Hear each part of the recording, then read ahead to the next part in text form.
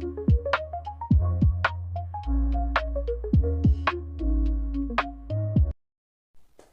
selamat datang kembali teman-teman di Publik Podcast Masalah-Masalah Publik. Nah, kembali lagi nih aku ditemenin sama mahasiswi-mahasiswi yang cantik-cantik banget nih. Boleh dong sapa penonton dan kenalan dulu. Iya, boleh dimulai pakai pantun dulu nggak ya? Boleh banget, boleh banget. Ya, Indonesia negara hukum. Cakep. Assalamualaikum. Waalaikumsalam wabarakatuh. Boleh nih langsung kenalan. Iya. Nah, halo semuanya. Kenalin, saya Nabila dari Untirta. Apa kabar nih teman-teman semua? Alhamdulillah baik. Ya, alhamdulillah ya. Semoga iya pada sehat-sehat semua ya. Semoga senang banget nih bisa ngobrol-ngobrol sama kalian. Semoga hari ini kita bisa sharing-sharing insight-insight yang bermanfaat nih. Oh ya, halo juga teman-teman. Saya Hana Husnul Khotimah dari Untirta juga. Nah, doa saya semoga teman-teman sehat selalu karena kan di musim yang suka berubah ini kadang suka hujan, kadang suka terik matahari gitu kan, kayak perasaan doi gitu loh yang kadang suka bikin kita bahagia, terus kadang-kadang bikin kita kebingungan gitu kan, ghosting, astagfirullah gitu. Tapi intinya teman-teman jagalah kesehatan dan jangan pernah skip untuk minum vitamin. Dan karena kan kesehatan itu kan adalah aset penting ya kan Bil ya. Ngomong-ngomong soal kesehatan nih, pernah nggak sih kalian tuh kepikiran gitu bahwa fasilitas kesehatan di Indonesia tuh banyak loh masih yang dapat fasilitas kesehatan yang kurang layak gitu, terutama tuh di daerah-daerah yang emang jauh gitu dari pusat kota. Iya, jadi aku pernah lihat tuh ya kan di daerah-daerah ya kan terpencil itu memang ya akses kesehatannya itu memang agak jauh gitu dari letak geografisnya, dari rumah sampai ke fasilitas kesehatannya itu. Nah ini tuh menjadi tantangan gitu ya terhadap fasilitas kesehatan itu sendiri gitu. Oke, berarti tema kita pada kali ini tuh lebih memfokuskan pembahasan terkait dengan pelayanan publik yang di kesehatan. Iya, gitu ya, benar. teman-teman. Nah, mungkin boleh nih teman-teman kasih gambaran sedikit mengenai hal tersebut. Oke, seperti yang kita tahu ya, pelayanan publik di sektor kesehatan itu masih kurang gitu ya kan. Karena apalagi di daerah terpencil gitu kan. Karena kategori masalah ini kan terjadi di dalam negeri, termasuk masalah distributif yang dimana tuh terdapat sumber daya yang tidak merata gitu pada fasilitas kesehatannya dan tenaga medisnya. Nah, ketidakmerataan ini bisa menyebabkan menyebabkan sebagian wilayah itu merasa kekurangan akses untuk berobat gitu, dan ini bisa kesusahan gak sih masyarakat untuk berobat gitu karena kan Jauh ya kemana-mana kalau mau dapat akses layanan kesehatan. ya, meskipun itu ada fasilitas kesehatan tapi jauh. Jarak ini emang jadi hal penting gitu ya terkait dalam kesehatan masyarakat.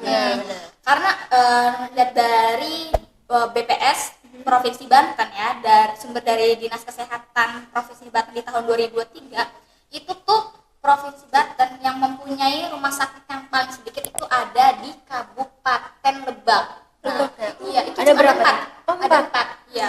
Yang seperti kita tahu ya bahwa luas Kabupaten Lebak itu sekitar 3.426,56 km persegi, yang dimana terdapat kecamatan itu 28. Nah, sementara rumah sakit yang tersedia itu cuma ada 4. Yang pertama itu ada di Kecamatan Ngalimping. Itu cuma ada satu tuh, namanya rumah sakit Ngalimping. Itu dengan tipe C. Nah, sementara itu ada juga rumah sakit di Kecamatan Rangkas Bitung. Itu ada berapa? Ada 3. Itu perbandingannya tuh jauh banget ya kan. Nah, Luas itu tapi Cuma fasilitas sedikit. kesehatannya itu cuma Iya. segitu, enggak ada banget. Iya, bener banget. Nah, dan 3 ini ada rumah sakit Kartini dengan tipe D, terus ada rumah sakit Misi Lebak dengan tipe C, terus ada rumah sakit umum daerah Dr. Aji Darmo itu tipe B, yang dimana tuh tipe B tuh yang fasilitasnya tuh udah lumayan gitu loh, dan layanan juga udah lumayan. Nah, ini kan berarti menunjukkan adanya ketidakmerataan ya kan. Nah, seperti yang kami baca itu ada kasus ya, ada seorang ibu yang telah melahirkan di tengah jalan. Jadi ibu ini posisinya itu ada di Kecamatan Bojongmanik. Bojongmanik itu ada di tengah-tengah di Kabupaten Lebak. Nah, sementara puskesmas terdekat dia itu ada 60 km. Itu baru apa puskesmas Terdekat. Itu Iya. baru Itu puskesmas. Heeh. Dan saking itu kan jadi pertama tuh naik mobil dulu karena tuh jalannya juga tidak bagus, jadi dia jalan kaki itu digopong gitu. Kendaraan nggak bisa. Iya, karena jalannya yang rusak. Jalannya jauh, ternyata salah untuk jalan yang nggak bagus gitu ya. Makanya itu dia melahirkan di tengah jalan. Terus ada juga kasus ibu hamil ya di Kecamatan Bayah. Nah, Kecamatan Bayah ini berada di Lebak Selatan yang dimana tuh pinggir banget gitu ya, antara perbatasan ya. Jauh dong. Iya. Nah, dia ini gugur, bayinya gugur. Karena apa? Karena tidak ditangani dengan cepat. Karena dia tuh udah mendapat rujukannya itu jauh dari lokasi tempat tinggal dia. Berarti ini seharusnya menjadi perhatian khusus gitu ya bagi pemerintah, karena melihat dari baru 2 kasus itu aja udah nyebabin hal yang cukup krusial gitu. Iya, betul. Tadi kan disebutin ya, kalau misalnya kecamatan di Lebak itu ada 28, tapi rumah sakitnya cuma ada 4 gitu. Jadi bener-bener kayak harusnya kan jomplang banget, jauh gitu loh. Itu juga sih salah satu kenapa kita tertarik lah buat cerita sharing-sharing tentang yang ada di Lebak Selatan ini. Lebak Selatan ini kan ada di Provinsi Banten ya. Terus lokasi geografisnya cukup unik karena dia itu Lebak ini kan luas, tapi bagian Lebak Selatan ini tuh dia deket sama Kabupaten Sukabumi dan benar. Nah, di Kabupaten Selatan ini tuh kan belum ada rumah sakit yang memang bagus lah secara fasilitasnya, dan seandainya ada pun jauh gitu loh. Terus jadi banyak orang-orang di Lebak Selatan itu milih buat berobat itu ke Sukabumi karena mereka juga ngerasa itu tuh jaraknya lebih deket gitu daripada ke pusat kota yang ada di Lebak sendiri, yaitu Rangkas Bitung. Ya, daripada ke pusat kota, mending mereka ke tetangga sebelah. Iya, benar. Gitu Iya, ya. karena jaraknya itu ya dari Kecamatan Bayah atau Cilograng ke Sukabumi itu cuma sekitaran 55 km. Sementara kalau mereka dirujuknya nih di Rumah Sakit Dr. Aji Darmo di Rangkas Bitung yang bagus yang tipe B itu sekitar 100 km. Jauh banget. Itu setengahnya sih. Iya. Setengahnya banget. Benar. Kalau dihitung pakai waktu berarti tuh perjalanan dari Lebak Selatan ke Sukabumi tuh paling ya bisa makan waktu sekitar 1,5 sampai 2 jaman lah, itu tergantung sama kondisi jalan. Tapi kalau ke Rangkas Bitung itu justru lebih lama, itu bisa makan waktu sekitar 3 jaman atau lebih, padahal masih satu ini ya Lebak gitu, masih di Lebak. Kan kita ngambil yang efisien dan Iya, efektif gitu daripada benar. bolak-balik. Nah, ini dia menjadi dilema nih masyarakat karena ini tuh bukan masalah jarak aja tapi juga kualitas pelayanannya itu yang mereka dapatkan tuh beda gitu ya kan. Nah, dari berita yang kita dapat nih, warga ini emang lebih memilih untuk berobat ke Sukabumi ya karena pelayanan di sana tuh lebih cepat, lebih tanggap gitu. Fasilitas gitu iya, ya? fasilitas juga lengkap.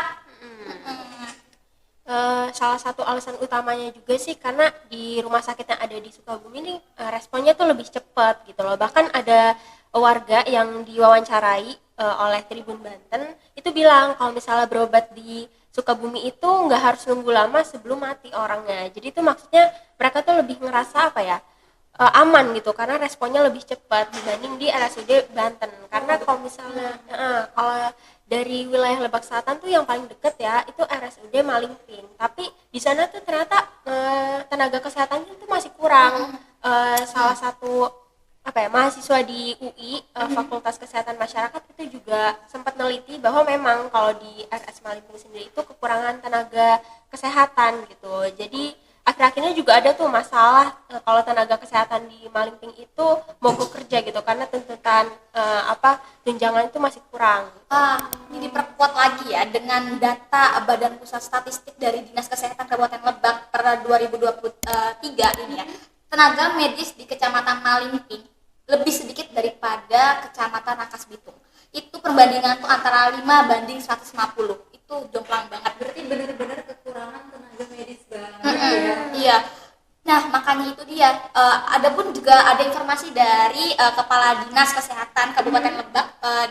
Dia mengungkapkan di berita di tahun 2023 itu dia mengatakan Lebak itu kekurangan tenaga dokter umum sekitar 38 orang dan dokter gigi itu sekitar 53 orang. Akibatnya akan berdampak terhadap pelayanan kesehatan dasar masyarakat. Nah, padahal setiap tahunnya itu pemerintah Kabupaten Lebak itu telah mengajukan gitu kekurangan dokter nih di setiap puskesmas kepada Kemenkes, tapi memang peminatnya untuk mendaftarkan diri di Kabupaten Lebak itu memang minim gitu. Berarti udah ada upaya dari pemerintah gitu ya untuk membuka lapangan kerja terutama untuk tenaga medis, tapi memang peminatnya itu yang minim gitu ya. Bener banget itu dia. Ya.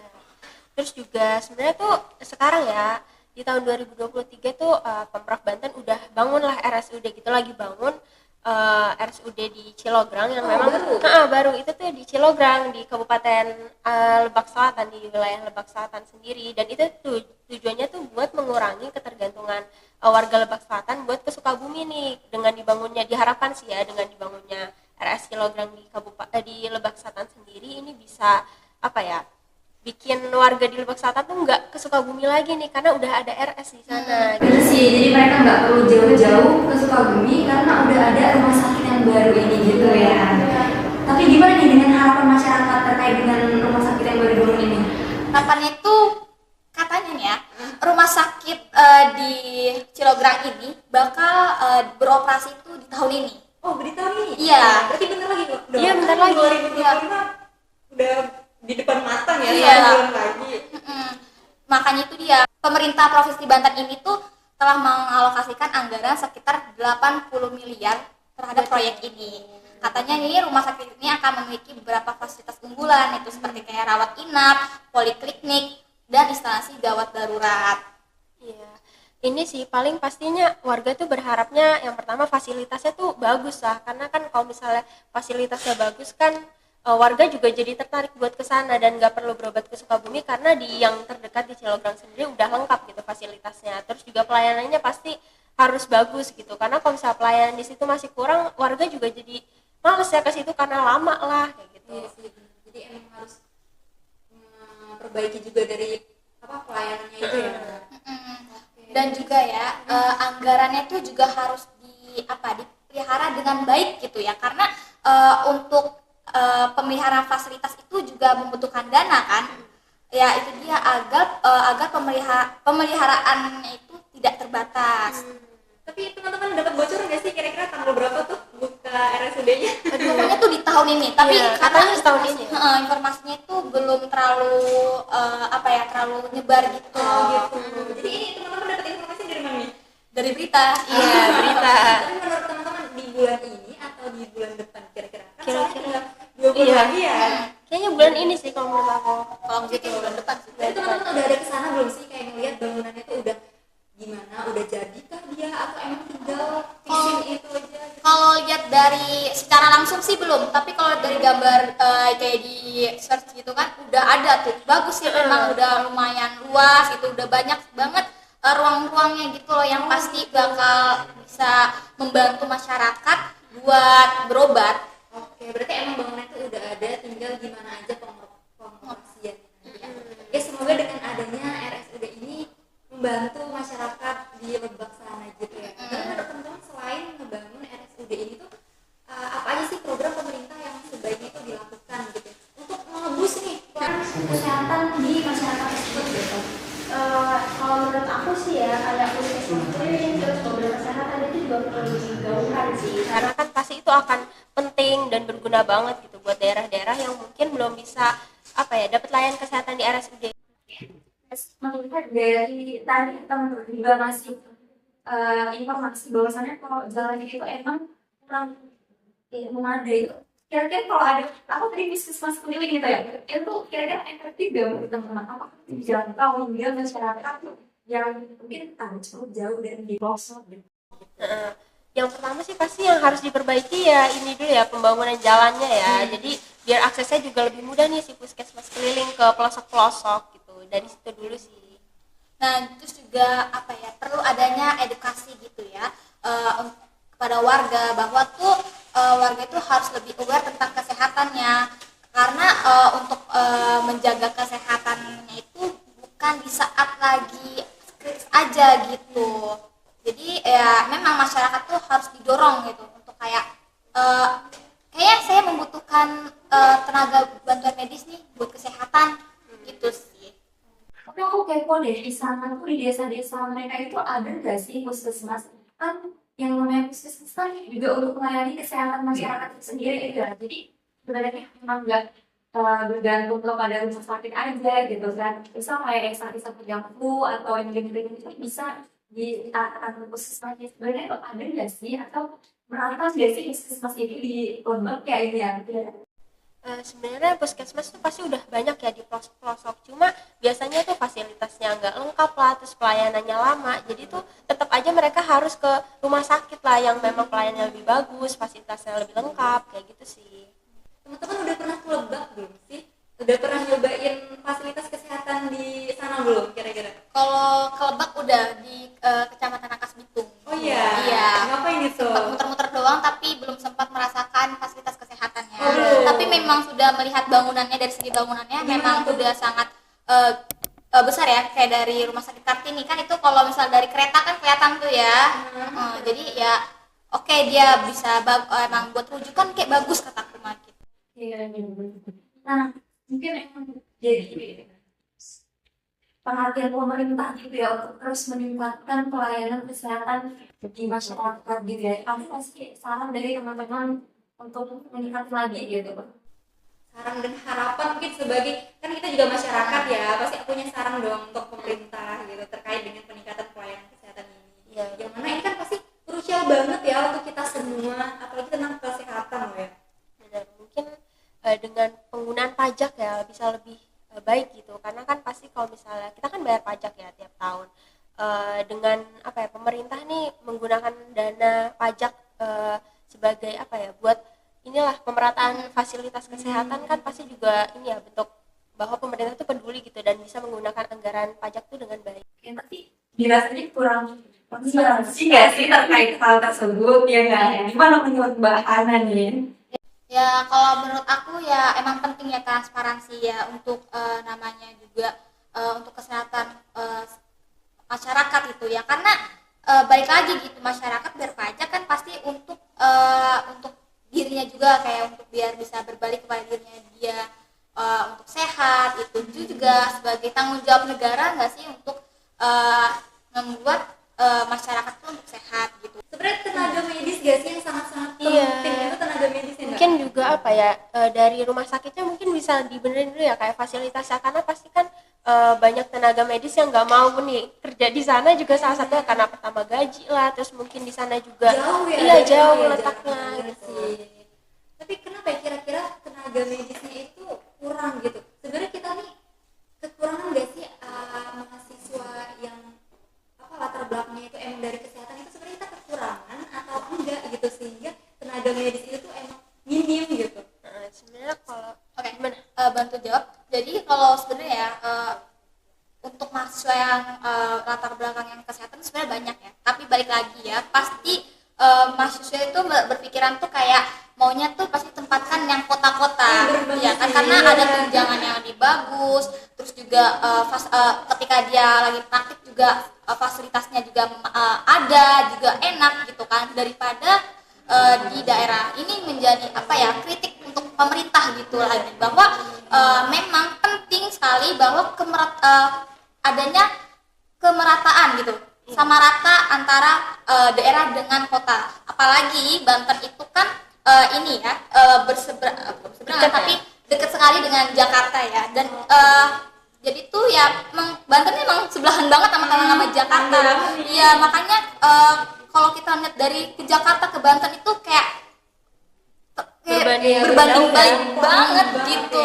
Nah, dan apalagi provinsi Banten ini termasuk yang masih di bawah rata-rata nasional gitu. Dan harapannya untuk pemerintah itu ya tidak ada namanya ketidakmerataan ini, harus ada namanya sama rata gitu, adil. Oke. Nah, kalau ngomongin tentang pelayanan kesehatan gitu emang nggak ada habis-habisnya ya teman-teman. Pasti masih banyak banget yang perlu dikupas. Mungkin kalau masih mau nih sebenarnya bisa jadi 2 episode, tapi karena keterbatasan waktu mungkin ya. Jadi, mungkin kita cukupkan aja. Terima kasih atas insight barunya. Semoga teman-teman yang nonton juga bisa nambah wawasan terkait hal ini. Dan sampai jumpa di podcast selanjutnya. Bye bye. Mau pantun? Boleh. ya tadi opening pakai pantun ya, Iya, pakai juga boleh. Pantun. Bang Ateng bawa kayu. Cakep. Thank you.